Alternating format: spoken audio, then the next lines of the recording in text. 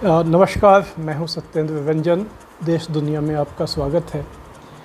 आज हम लोग अपने देश में एक जो बेहद चिंताजनक स्थिति पैदा हो रही है उसके बारे में बात करेंगे, उसे समझने की कोशिश करेंगे। ये स्थिति देश में का जो संघीय ढांचा है, जिसकी भावना यह है कि जो संघ है यानी जो केंद्र है और इसकी जो इकाइयां हैं, जिनको कि हमारे संविधान के तहत राज्य कहा गया है, स्टेट्स कहा गया है, ये उनके बीच सहमति, सहयोग और जो एक लेन देन की भावना होती है, उस भावना के साथ इसे चलना चाहिए।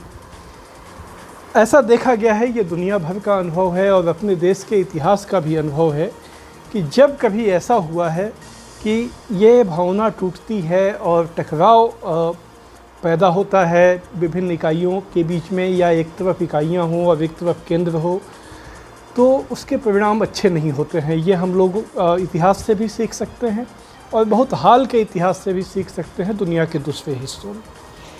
अब जो ये घटना हो रही है, शनिवार को कल जीएसटी काउंसिल की बैठक हुई। उसमें क्या फ़ैसला हुआ वो तो एक दीगर बात है। बहुत सारे उसमें जो कोविड-19 के इलाज से संबंधित चीज़ें हैं, उनके ऊपर टैक्स घटाने का फ़ैसला हुआ। वैक्सीन पर टैक्स ज़ीरो किया जाए, ये कई स्टेट्स की मांग थी, खासकर उन स्टेट्स की जहां बीजेपी की सरकार नहीं है। इस पर सहमति नहीं बनी और उस पर टैक्स अभी लगेगा। लेकिन हमारी चिंता आज जिसकी बात हम लोग कर रहे हैं उसको लेकर नहीं है।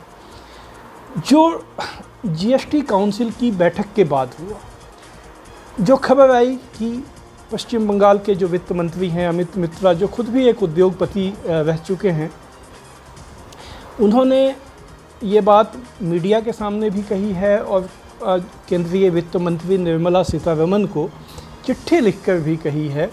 उसमें उन्होंने ये कहा है कि जो जीएसटी काउंसिल की बैठक थी, उसमें संघीय भावना का एक दमन किया गया और उन्हें बोलने का मौका नहीं दिया गया।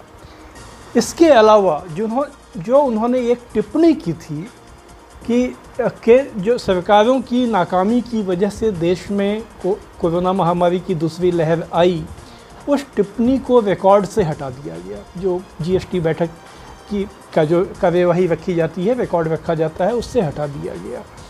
इस पर सख्त एतराज़ जताते हुए अमित मिश्रा ने काफ़ी नाराज़गी में बयान दिया है और वो चिट्ठी लिखी है। इसके अलावा सिर्फ ये बात उनकी नहीं है, कई राज्य, पंजाब, छत्तीसगढ़, तमिलनाडु, यानी जहाँ पर मोटे तौर पर बीजेपी की सरकारें नहीं हैं, उनके जो प्रतिनिधि बैठक में थे, उनकी तरफ से भी ये बात कही गई कि जीएसटी काउंसिल की जो बैठक हुई वो कोऑपरेटिव फेडरलिज्म, सहयोगात्मक संघवाद की जो भावना है उसके मुताबिक नहीं हुई। दुर्भाग्य की बात यह है कि ये शिकायत आज की नहीं है। ये शिकायत पिछले कुछ सालों में लगातार बढ़ती गई है। ये शिकायत बढ़ती गई है कि जिस भावना के साथ जीएसटी को राज्यों ने स्वीकार किया था और जीएसटी काउंसिल में जिस भावना के साथ काम करने की बात कही गई थी, वो नहीं किया जा रहा है। हम लोग सभी जानते हैं कि किस तरह से जो केंद्र सरकार ने वादा किया था कि राज्यों को जो नुकसान होगा जीएसटी लागू होने की वजह से, उसका कॉम्पनसेशन वो 5 साल तक देगी। लेकिन पिछले साल उन्होंने कॉम्पनसेशन नहीं दिया। पिछले साल जब कोरोना महामारी आई और राज्यों के पास आर्थिक संकट आया, तो उनको लोन लेने के लिए केंद्र ने इनेबल किया कि आप खुद लोन लो, लेकिन उसमें भी ऐसी शर्तें लगा दी गईं जिसमें केंद्र के जो कुछ कानून हैं उनको मानना या उनकी योजनाओं को अमल करना, उसके आधार पर ही वो 0.5% की 2% की छूट दी गई थी उनको कि 2% ज़्यादा लोन ले सकते हैं। उसमें सिर्फ आधा प्रतिशत लोन का जो ही मामला था वो शर्त के बिना था, बाकी सब शर्तों के साथ में था। ये सारी चीज़ें ऐसी हैं जो बहुत गहरे चिंता की बात है, इसलिए कि देखिए, अगर बात ये होती है, बहुत सी बातें हैं, भाषा का सवाल है, राज्य टकराव के प्रश्न हैं, ब्यूरोक्रेसी के साथ में को लेकर किस तरह के सवाल उठे। अभी हम लोगों ने देखा कि पश्चिम बंगाल के जो चीफ सेक्रेटरी हैं उनको लेकर जो विवाद हुआ, और ऐसे बहुत सारे विवाद हैं, बहुत सारी नियुक्तियों के सवाल हैं, सीबीआई के अधिकार क्षेत्र के को लेकर सवाल उठा है। बहुत से राज्यों ने जो कंसेंट दिया था कि सीबीआई उनके यहाँ जाके कार्रवाई कर सकती है, उसको विड्रॉ किया। ये सारे सवाल रहे हैं।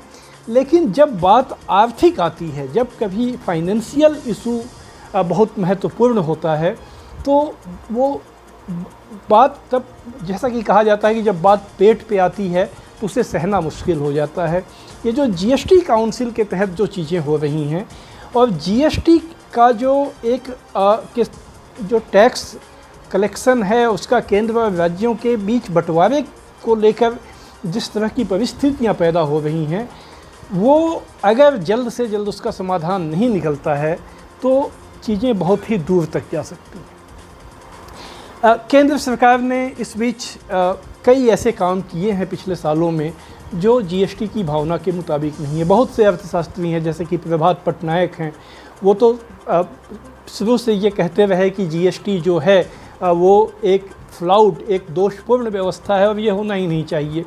जो फेडरल सिस्टम है उसमें राज्य एक इकाई हैं और उन्हें भी टैक्स लगाने का और अपने ढंग से संसाधन जुटाने के जो अधिकार पहले से मिले हुए थे वो कायम रहने चाहिए।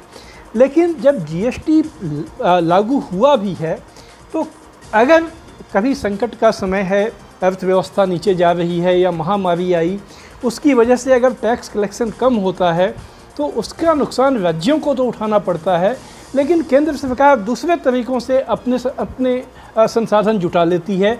जैसे कि उसने सेस लगाने की शुरुआत की, एक्साइज ड्यूटी बढ़ाने की शुरुआत की, या पेट्रोलियम चूँकि एक ऐसा पदार्थ है जो जीएसटी में कवर नहीं होता है, तो इस पर जो केंद्र सरकार ने लगातार बहुत बेहद एक्साइज ड्यूटी बढ़ाते हुए अपनी तिजोरी में उसने हर साल 2.5 से 3 लाख करोड़ रुपए उसने उसमें जुटाए हैं। इसी तरह जो दूसरे सेस हैं, जो उपकर लगाए गए हैं, कृषि कल्याण सेस है और ऐसे बहुत सारे सेस हैं, उससे उसने अपने लिए संसाधन जुटाए हैं और ये संसाधन राज्यों के साथ नहीं बांटा जाता है।